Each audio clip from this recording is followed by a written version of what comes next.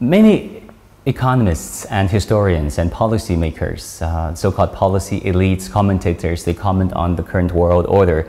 From the point of view as a developmental economist and engineer, of course as the chief of UNOP, I'm just wondering what would be your perspective on the future of a new world order. What should it look like? What kind of interests should they take into account going forward? I think that the new order is an order that should be framed by the UN values and principles. It still makes sense to pursue the UN values and principles, the UN Charter. I think that the new order, or this order, must keep always peace and the people at the center. But also the sustained development concept, it's probably the best way to approach this, the dilemmas we face. We are living in a poly-crisis context. We are really living in an era where the challenges have been compounding.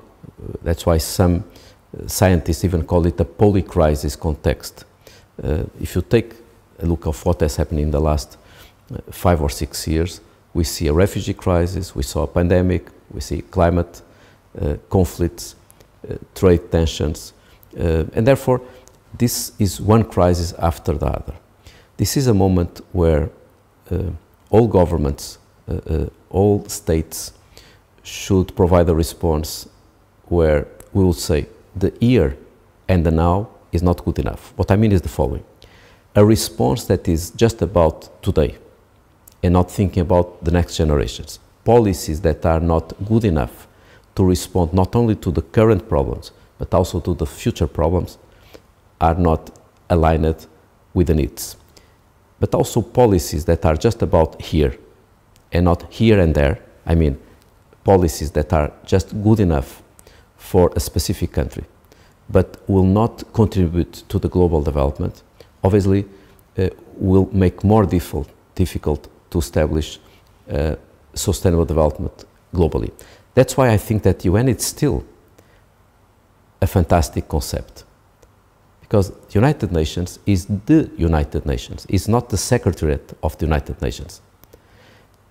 This is a members-led organization. It's not a members-managed organization. The management is the Secretariat, it's Sec General, and it's all of us leading agencies. But really, it's the political will of the country that matter. They are the shareholders. It's a members-led organization. So what I really hope is in a moment where we are facing is essential crisis, war, conflicts, poverty, climate, I hope that all United Nations will recommit with this project of peace and development. Talking about cooperation with China, what do you hope to achieve by meeting with your Chinese counterparts and talking with relevant agencies and departments during your stay here in China this time around? Well, China has been a key protagonist of development. China has been supporting developing countries in many continents, including in Africa, partnering to support them on development. The Global Development Initiative, Belt and Road Initiative are just examples of commitment from China in partnering with developing countries. At the same time, UNOPS is partnering with developing countries, with donors, with multilateral development banks and with other UN agencies, precisely to support developing countries on infrastructure.